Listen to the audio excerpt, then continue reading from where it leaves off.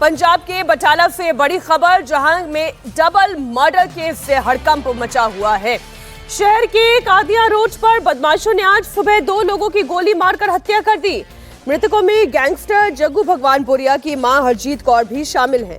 इसके अलावा एक युवक करणवीर सिंह है, जो कि गैंगस्टर जग्गू भगवानपुरिया का बॉडीगार्ड बताया जा रहा है। यह घटना उस वक्त हुई जब करणवीर सिंह और हरजीत कौर एक स्कॉर्पियो में बैठे थे। इस बीच हमलावरों ने उन पर ताबड़तोड़ फायरिंग कर दी।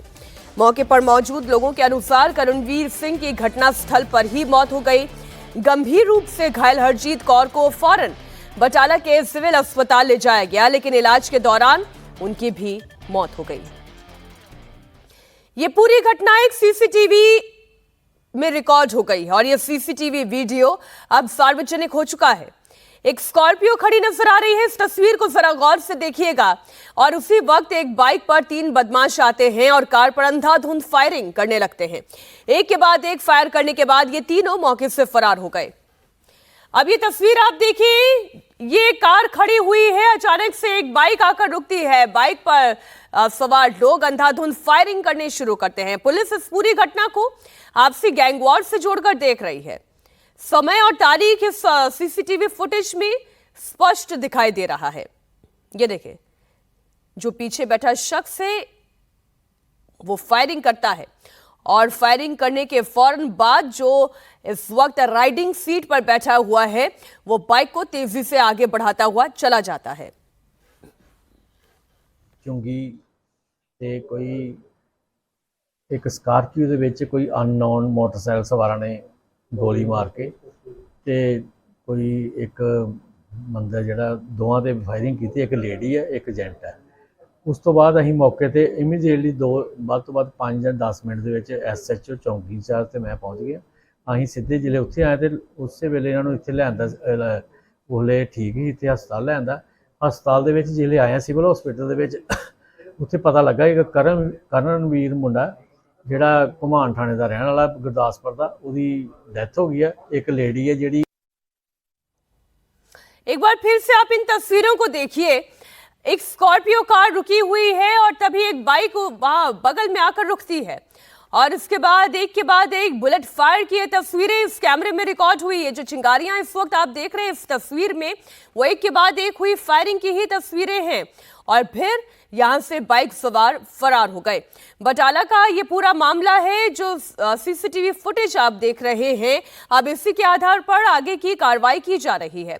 लॉरेंस के विरोधी बम्बिहा गैंग से जुड़े हुए गैंगस्टर्स ने सोशल मीडिया पर पोस्ट डालकर इसकी जिम्मेदारी भी ले ली है।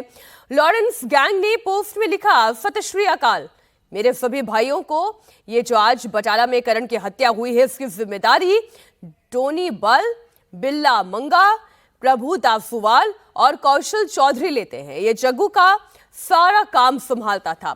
उसके भगौड़े आदमी, पैसे और हथियार यही संभालता था। आज हमने इसे मारकर अपने भाई गोरे बैरियर का बदला लिया है, जबकि इसे पता था कि गोरे का हमारे साथ कोई लेना देना नहीं था। आज हमने जो किया वो जायज है और आगे भी अगर कोई हमारे किसी भाई को नाजायज मारता है तो फिर वो अंजाम भुगतने के लिए तैयार रहे। तो इंस्टाग्राम पर ये पोस्ट डाला गया जो इस वक्त हमने आपके सामने रखा। जग्गू भगवानपुरिया की मां की हत्या करने वाले बम्बिहा गैंग का आतंक पूरे देश में फैला हुआ है। बिश्नोई गैंग का जाने दुश्मन बम्बिहा गैंग पंजाब के सिंगर सिद्धू मूसेवाला की हत्या का बदला महज 4 महीने में ही संदीप बिश्नोई की हत्या करके ले लिया गया था। ये गैंग पंजाब में शिरोमणि अकाली दल के युवा नेता विक्की मिद्दू खेड़ा की हत्या में भी शामिल था। मार्च 2022 में बम्बिहा गैंग ने ही कबड्डी खिलाड़ी संदीप अंबिया की हत्या की थी। देश के अन्य राज्यों के साथ ही विदेशों में भी इस गैंग का नेटवर्क फैला हुआ है। बम्बिहा गैंग और लॉरेंस बिश्नोई गैंग के बीच दुश्मनी की शुरुआत लवी दयोड़ा की हत्या के साथ शुरू हुई थी, जिसके बाद दोनों गैंग्स के बीच हत्याएं और बदले की कार्रवाई लगातार जारी रही। साल 2019 में बम्बिहा गैंग के मनप्रीत मन्ना की हत्या लॉरेंस गैंग ने की। जवाब में बम्बिहा गैंग ने 2020 में गुरलाल बराड़, गोल्डी बराड़ के भाई की हत्या की। साल 2022 में सिद्धू मूसेवाला की हत्या की जिसने जिम्मेदारी ली वो लॉरेंस गैंग ही था और इसके बाद इस दुश्मनी को और भड़का दिया गया। मूसेवाला की हत्या का बदला भी बम्बिहा गैंग ने महज 4 महीने के अंदर ले लिया। पुनीत परिंचा इस वक्त हमारे साथ जुड़े हुए हैं। गैंग वॉर में अब फैमिलीज भी टारगेट हो रही हैं, पंजाब दहल रहा है, पुलिस क्या कार्रवाई कर रही है, सारी डिटेल आप दर्शकों के सामने रखें। देखिए मीनाक्षी, ये घटना जो है कल रात की है। 12 बजे के आसपास हरजीत कौर और उनके साथ करणवीर जो कि कार में, स्कॉर्पियो कार में सवार होकर कहीं जा रहे थे। उस वक्त उनके निशाने पर करणवीर था, लेकिन क्योंकि जग्गू भगवानपुरे की मां भी उसी गाड़ी में सवार थी और जब ताबड़तोड़ फायरिंग की गई तो उसमें कुछ गोलियां जो थी वो जग्गू भगवानपुरे की मां को भी लगी, जिसमें वो पहले घायल हो गई, लेकिन उसके बाद अस्पताल में जाके दम तोड़ दिया। लेकिन इसके बाद ये तय हो गया कि एक बार फिर से पंजाब में गैंग वार पूरी तरह से सक्रिय हो जाएगा, क्योंकि पुलिस को है कि जग्गू भगवानपुरे भी अब चुप नहीं बैठेगा, क्योंकि पहली बार ऐसा हुआ है कि पंजाब में किसी पारिवारिक मेंबर को इस तरह से निशाना बनाया गया है। और इसकी जो जिम्मेवारी है जाहिर तौर पर हरियाणा के जो दो बड़े गैंगस्टर हैं, कुशल चौधरी और प्रभुदास सुवाल, उन्होंने बाकायदा इसकी एक पोस्ट जो है सोशल मीडिया पर शेयर की और उसमें उन्होंने बताया कि गैरी जो बैरियर है वो गोरा बैरियर इनका एक काफी नजदीकी साथी था, लेकिन वो किसी भी गैंग में शामिल नहीं था, लेकिन उसकी हत्या कर दी गई थी कुछ समय पहले और उसी की मौत का बदला उन्होंने लिया है।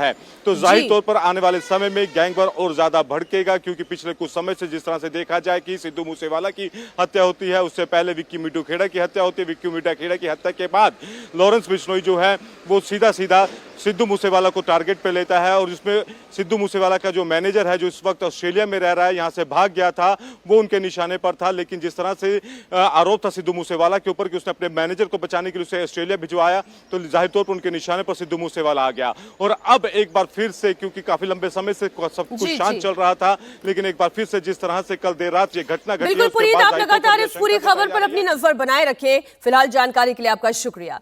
अब बात करेंगे उत्तर प्रदेश में कथावाचक से बदसलूकी मामले के बाद छिड़ी हुई महाभारत की कथावाचन पर लड़ाई अब उपद्रव और हिंसा तक आ पहुंची है।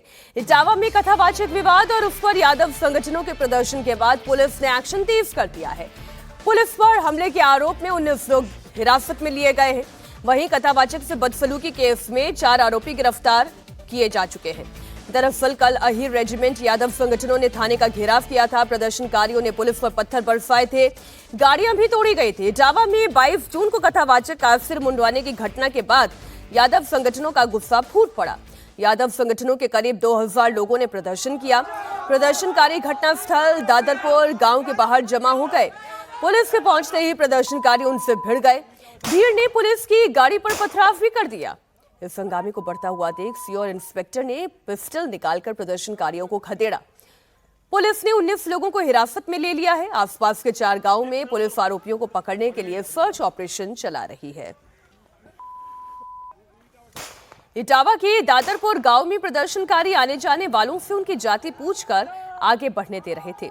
इसकी सूचना जब पुलिस तक पहुंची तो प्रदर्शनकारियों से फिर नोकझोंक भी हुई। पुलिस ने प्रदर्शनकारियों की गाड़ी सीज कर दी।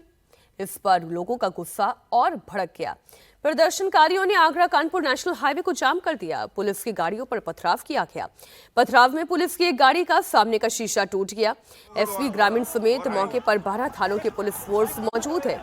2 सीओ पुलिस फोर्स के साथ दादरपुर गांव जाने वाले रास्ते पर तैनात हैं। सोशल मीडिया के माध्यम से जानकारी प्राप्त हुई कि थाना बकेवर क्षेत्र में 3 दिन पूर्व हुई घटना के विरोध में कुछ संगठनों के लोग विरोध प्रदर्शन के लिए इकट्ठा हो रहे हैं। इस सूचना पर हाईवे पर कस्बे में दादरपुर गांव में पर्याप्त सुरक्षा व्यवस्था की गई थी। लगभग 1:30 बजे के आसपास हाईवे पर काफी संख्या में लोग इकट्ठा हो गए थे, जिन्हें समझा बुझा करके डिस्कस किया गया। उसी में से 70-80 लोग पुलिस के मना करने के बावजूद ग्राम दादरपुर में उपद्रव करते हुए घुसने की कोशिश करने लगे, जिससे वहां कानून व्यवस्था की विपरीत स्थिति उत्पन्न हो गई। इस पर 19 लोगों को हिरासत में लिया गया है, तो उनकी 13 गाड़ियां जब्त की गई हैं। इस संबंध में एफआईआर पंजीकृत करके कठोर विधिक कार्रवाई की जाएगी। प्रदर्शनकारियों का कहना था कि ब्राह्मण समाज के लोगों ने कथावाचक को यादव जाति होने की वजह से पीटा है। जो संगठन कथावाचकों के समर्थन में सड़क पर उतरे हैं उनमें अहीर रेजिमेंट है, जिसे अहीर समाज के लोगों ने मिलकर बनाया है, जो हमेशा से भारतीय सेना में अहीर रेजिमेंट बनाने की मांग करता रहा है। दूसरा प्रमुख संगठन यादव महासभा है, जो यादव समाज के सामाजिक, आर्थिक और राजनीतिक उत्थान के लिए यादव समाज के लोगों ने बनाया है। और अब इटावा में कथावाचक के साथ बदसलूकी के बाद ये संगठन विरोध प्रदर्शन कर रहा है और आरोपियों पर कार्रवाई की मांग भी हो रही है। कथावाचकों के समर्थन में उतरे संगठनों के लोगों का कहना है कि जाति छिपाने का इल्जाम सरासर झूठ है और इस मामले में SC/ST एक्ट के धाराएं भी लगाई जानी चाहिए, क्योंकि 2 कथावाचकों के साथ उनके एक दलित सहयोगी की भी पिटाई की गई है।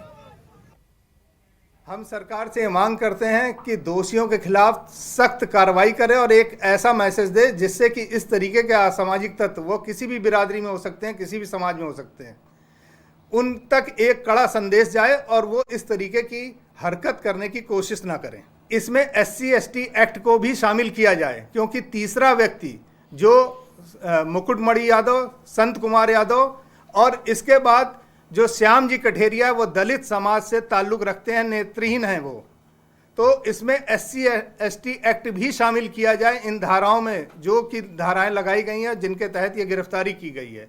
यादव मंच ये मांग करता है कि पीड़ित पक्ष को, चूंकि उनका आर्थिक नुकसान हुआ है, उनकी मानहानि हुई है और उनके सम्मान को जबरदस्त ठेस पहुंची है, इसलिए 25-25 लाख रुपए का आर्थिक तौर पर उनको सहायता प्रदेश सरकार द्वारा दी जाए। इटावा में प्रदर्शन के लिए गगन यादव नाम के एक शख्स के कहने पर भीड़ इटावा के दादरपुर गांव पहुंचे। आपको बता दें, ये गगन यादव है कौन? गगन यादव इंडियन रिफॉर्मर्स संस्था का फाउंडर और प्रेसिडेंट है। ये संस्था भी सेना में अहीर रेजिमेंट की मांग करती रही है। गगन यादव की सोशल मीडिया पर युवा नेता की छवि है। वो अपनी आइडियोलॉजी समाजवादी लिखता है और यादव समाज के हक के लिए आवाज उठाने का दावा करता है। गगन यादव ने कथावाचक की पिटाई मामले पर विरोध जताया था। 26 जून को सैकड़ों कार्यकर्ताओं के साथ इटावा आने का ऐलान भी किया था, जिसके बाद पुलिस ने गगन यादव को गिरफ्तार कर लिया था। इसके विरोध में कई जिलों से यादव समाज के लोग इटावा पहुंचे और पुलिस से टकराव की स्थिति भी पैदा हुई। हमारे सहयोगी पवन नारा इस वक्त इटावा में ही मौजूद हैं और जहां पर ये पूरी घटना घटी है वहां के बारे में और जानकारी लेकर आपके साथ जुड़ रहे हैं। पवन, ये तो अब यादव और पंडितों को लड़ाने की पूरी साजिश की जा रही है, इसमें अपनी सियासी रोटियां सेकने की कोशिश हो रही है। इस ताजा मामले में क्या हुआ है? बिल्कुल, सबसे बड़ी बात यह है मीनाक्षी, 19 लोगों के खिलाफ जो FIR दर्ज की जा रही है उसमें से बकेवर थाना क्षेत्र जहां ये गांव है वहां के सिर्फ 3 लोग हैं। बाकी लोग बाइक के जरिए आए थे और जिस तरीके से अहीर रेजिमेंट एक रेजिमेंट की मांग को लेकर बनाया गया संगठन था, जिसका मकसद था सेना में एक अहीर रेजिमेंट की मांग करना, लेकिन यहां पर यादव समाज के नाम पर अहीर रेजिमेंट के बैनर का इस्तेमाल किया गया, जिसका मकसद कतई ये नहीं था। यादव महासभा दूसरी वो संस्था है, तो लग रहा है कि जिस तरीके से 2 कथावाचक जिन पर यादव होने के बावजूद अपनी जाति को छिपाकर कथा करने के आरोप लगे, तो अब यादव समाज उसका विरोध कर रहा है और उसी सिलसिले में थाने का घेराव किया गया था। और जितने भी लोग पकड़े गए हैं उनमें से नवीन यादव जो है, बाकी कई यादव समाज के नेता हैं। तो कुल मिलाकर जहां पिटाई हुई वो पिटने वाले यादव थे, अब विरोध करने वाले यादव हैं। यानी मूल मुद्दे से हटकर इस पूरे विवाद की जड़ में जातिगत संघर्ष आ गया है, जो कि चिंता की बात है। आप बने रहे हमारे साथ। इटावा में जिन लोगों ने भागवत कथा का आयोजन कराया था, जो जजमान थे और जिन लोगों ने कथावाचकों पर धोखाधड़ी का इल्जाम लगाया, उनका कहना यह है कि इसमें जाति का इश्यू नहीं है, बल्कि कथावाचक ने अश्लील हरकत की और भोले भाले लोगों के साथ जालसाजी की। यहाँ खाना खाने के लिए आए, उनका कुछ बिहेवियर गलत टाइप का था, क्योंकि इनको टच करना है, ऐसे नहीं, ऐसे करो, ऐसे खाना खिलाओ, मुझे हाथ से खाना खिलाओ, ये सब बातें, उनका बिहेवियर कुछ गलत था। इसी ऑब्जेक्शन से वो हुआ, फिर आगे जो कुछ हुआ ऐसे ही हुआ। अब वो ये कह रहे हैं कि हम लोग मार पिटाई की गई, हमारे नाक रगड़वाई गई, ये सब झूठ है, ये सब झूठ है, ये सब बनावटी बातें हैं, ऐसा कुछ भी नहीं हुआ। जो वायरल वीडियो हो रहा है उसके बारे में क्या कहना है आपका? वो बच्चों ने जो कुछ किया होगा आगे जाके वो मुझे मालूम नहीं है। यहाँ से वो अच्छी तरह से चले गए, वहाँ जो कुछ हुआ होगा वो होगा। इटावा में कथावाचक विवाद, अब ये मसला सियासी हो चुका है। अखिलेश यादव ने मुकुटमणि और संत कुमार यादव को लखनऊ बुलाकर सम्मानित किया, उन्हें हारमोनियम गिफ्ट किया, 51 हजार रुपए दिए। इसके बाद आज अखिलेश यादव ने इस मामले को पीडीए के अपमान से जोड़ दिया। अखिलेश यादव ने कहा कि बीजेपी के राज में पीडीए समाज के लोगों को डराने, धमकाने और अपमानित किया जा रहा है। क्या मुखर्जी जी को नहीं पता लग रहा ये सब बातें? फिर क्या है, वो कहते हम 4 बजे जग जाते थे। और सच्चाई ये है कि 2 डिप्टी सीएम ने सब करवाया गड़बड़। बताओ, 16 साल की उसकी चुटिया कट गई। 16 साल कितना समय लगता है? 16 साल की चुटिया कट गई, इतना दुखी था बेचारा वो। अब बताओ, किसी की चुटिया काट दो तो कैसा महसूस होगा आपको? बाल काट दो, वो तो बात हम कह नहीं रहे हैं कि कैसे पवित्र किया गया। बताओ, अगर ये बात सच है तो काहे कि हम विश्वगुरु हैं? क्या आपको ये लगता है दुनिया ये नहीं देख रही आपकी? क्या दुनिया नहीं देख रहा? दुनिया के लोग बैठे हुए नहीं देख रहे ये सब चीजें? दुनिया के लोग देख रहे हैं कि भारत में क्या हो रहा है। तभी तो ट्रम्प जी से बार बार खाते हो आप डांट। अगर ट्रम्प जी को पता लग जाए कि इटावा में ऐसा हुआ है तो समझ लो क्या होगा। सच बता रहा हूं मैं आपको, अगर वहां अमेरिका के राष्ट्रपति जी को पता लग जाए कि भारत में, बताओ क्या कर रहे हैं ये लोग, सोचिए क्या होगा। अखिलेश यादव को यूपी सरकार के मंत्री जयवीर सिंह ने जवाब दिया। जयवीर सिंह ने कहा कि अखिलेश यादव ने बिना सच्चाई जाने जिस तरह इस मामले को जात पात का रंग देने की कोशिश की, वो सही नहीं है। एक घटना जो हुई, उस घटना के बाद जिस प्रकार से अखिलेश यादव जी ने लगातार अपनी बयानबाजी के द्वारा जातीय रंग रूप इसको देने का काम किया और ब्राह्मण समाज पर बेबुनियाद आरोप लगा करके जनता को गुमराह करते हुए लगातार इस तरह की बयानबाजी की जो तथ्यात्मक रूप से बिना जानकारी के, बिना वहाँ के सही तथ्यों का परीक्षण किए हुई। और मैं समझता हूँ कि आज की घटना भी कहीं न कहीं उसी से प्रेरित होकर के होती हुई दिखाई पड़ी है। और आज जिस प्रकार से कार्रवाई जो पुलिस के ऊपर हुई है, वहाँ जो गांव में जा करके एक बड़े विशेष पर हमला करके पुलिस के गाड़ियों पर पथराव करके जो कार्रवाई आज सुनियोजित तरीके से की गई है, इसमें चाहे जो शामिल हों, सरकार न किसी को बख्शेगी और न किसी निर्दोष को फंसाएगी। लेकिन जो अपराधी हैं उनको निश्चित रूप से हम लोग पूरी तरह पर्दाफाश करेंगे और पूरी तरह कठोर कार्रवाई करने का भी काम करेंगे। अब बात करेंगे महाराष्ट्र की सियासत की। बड़ी खबर, महाराष्ट्र में उद्धव ठाकरे और राज ठाकरे फिर से एक साथ आने की तैयारी कर रहे हैं। हिंदी को तीसरी अनिवार्य भाषा बनाए जाने का एमएनएस और शिवसेना गुट एक साथ विरोध करेगी। शिवसेना यूबीटी के नेता संजय राउत ने सोशल मीडिया प्लेटफॉर्म एक्स पर जानकारी दी। महाराष्ट्र में हिंदी को तीसरी अनिवार्य भाषा बनाने के विरोध में एकजुट होकर यह प्रोटेस्ट किया जाएगा। उन्होंने लिखा है कि महाराष्ट्र की पुरानी ग्लोरी वापस लाई जाएगी। संजय राउत ने जो पोस्ट लिखा है उसके साथ एक तस्वीर भी साझा की है। इसमें उद्धव ठाकरे और राज ठाकरे को एक साथ दिखाया जा रहा है। माना यह जा रहा है ये संकेत दोनों भाइयों के बीच बढ़ रही नजदीकियों का संकेत है। और पुरानी ग्लोरी से मतलब ये है बाला साहेब ठाकरे के शिवसेना की ओर इशारा किया गया है। दरअसल 3 भाषा फॉर्मूले के तहत महाराष्ट्र के स्कूलों में पहली कक्षा से हिंदी को लागू किया जा रहा है और इसी का राज ठाकरे विरोध कर रहे हैं। अब उद्धव ठाकरे भी इस मांग का समर्थन कर रहे हैं। ठाकरे परिवार में 20 साल पहले बगावत हुई थी जब राज ठाकरे ने साल 2005 में शिवसेना छोड़ दी थी और साल 2006 में एमएनएस यानी कि महाराष्ट्र नवनिर्माण सेना के नाम से एक नई पार्टी बनाई थी। तब यह लड़ाई उत्तराधिकार की वजह से हुई थी।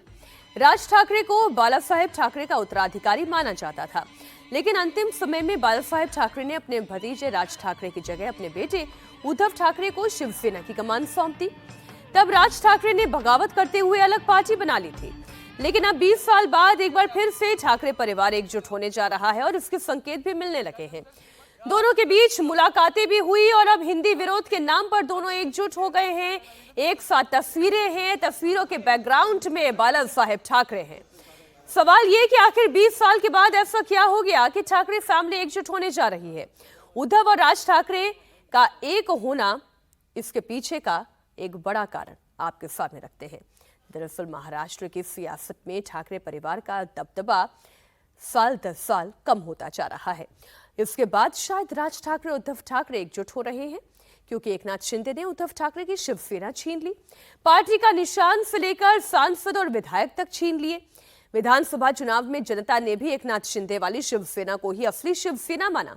उद्धव ठाकरे की शिवसेना यूबीटी किस तरह दहाई अंक तक पहुंच पाई, तो वहीं एमएनएस की ताकत भी धीरे धीरे क्षीण होती जा रही है। राज ठाकरे का दबदबा कम होने लगा है। विधानसभा चुनाव में खाता तक नहीं खुला और इसके बाद माना यह जा रहा है कि अब दोनों भाई एकजुट होने की कोशिश कर रहे हैं और ये पार्टी की वही पुरानी लोकप्रियता, परिवार का वही दबदबा क्या वापस एक बार फिर ला पाएगा, यही सवाल है। इधर महाराष्ट्र के स्कूलों में हिंदी को तीसरी अनिवार्य भाषा बनाने के विरोध में ठाकरे परिवार एकजुट हो रहा है, तो वहीं महाविकास अघाड़ी में फूट हो गई है। एनसीपी शरद के चीफ शरद पवार ने हिंदी को लेकर बड़ा बयान दिया। शरद पवार ने कहा कि हिंदी को इग्नोर नहीं किया जा सकता है। हिंदी देश में सबसे ज्यादा बोले जाने वाली भाषा है। इतना ही नहीं, शरद पवार ने तो यहां तक कह दिया कि देश में हिंदी जैसी और कोई भाषा नहीं है। हमारे सहयोगी राजेश कुमार मुंबई से लाइव जुड़ गए। राजेश, एक तरफ ठाकरे बंधु साथ आ रहे हैं, भाई एक साथ एक तस्वीर में दिखाई दे रहे हैं, तो वहीं इधर महाविकास अघाड़ी की अगर बात करें, एनसीपी की शरद की बात करें, तो उनका बिल्कुल अलग स्टैंड है। तो पहले ठाकरे की बात कर ले, ठाकरे क्या चाहते हैं? देखिए, जिस तस्वीर का आप जिक्र कर रही हैं, आज जिस तस्वीर को संजय राउत ने एक्स पर शेयर किया है, उसी तस्वीर को सामना में 2 महीने पहले छापा गया था और तब से ये कयास लगाने लग गए थे कि क्या दोनों भाई साथ आने वाले हैं। उसके बाद हिंदी का विरोध करने का एक मुद्दा सामने आया जो दोनों की पॉलिटिक्स को सूट करता है और अब दोनों इसी मुद्दे पर एक साथ नजर आ रहे हैं। पहले दोनों ने ऐलान किया कि अलग अलग दिनों पर मोर्चा निकाला जाएगा, विरोध प्रदर्शन किया जाएगा, लेकिन कुछ ही घंटों बाद ये बात सामने आई कि दोनों पार्टी यानी कि एमएनएस और शिवसेना यूबीटी दोनों एक ही दिन पर ये मोर्चा निकालेंगे। बिना झंडे के ये मोर्चा निकलेगा, यानी कि मराठी के पक्ष में और हिंदी के विरोध में, हिंदी के सख्ती के विरोध में। अब दूसरा इसका आयाम ये है इस खबर का, मीनाक्षी, की महाराष्ट्र सरकार कह रही है कि हिंदी को अनिवार्य नहीं बल्कि वैकल्पिक किया गया, यानी कि तीसरी भाषा के तौर पर अगर आप चाहें तो हिंदी ले सकते हैं, या फिर अगर छात्र अगर 20 की संख्या होती है तो दूसरी भाषा भी पढ़ाई जा सकती है। इससे पहले जो अप्रैल में जीआर आया था उसमें तीसरी भाषा हिंदी को कह के अनिवार्य किया गया था, जिसका विरोध हुआ था। सरकार ने वो जीआर वापस ले लिया था। अब 19 जून को वापस जीआर नहीं, हमारी दिलचस्पी तो इसमें बहुत है कि क्या अब राज ठाकरे और उद्धव ठाकरे भाषा के ही बहाने एक साथ हो पाएंगे और क्या अपनी पार्टी की खोई हुई ताकत और परिवार की खोई हुई साख को दोबारा रिटेन कर पाएंगे। राजेश, आपका बहुत शुक्रिया पूरी जानकारी के लिए।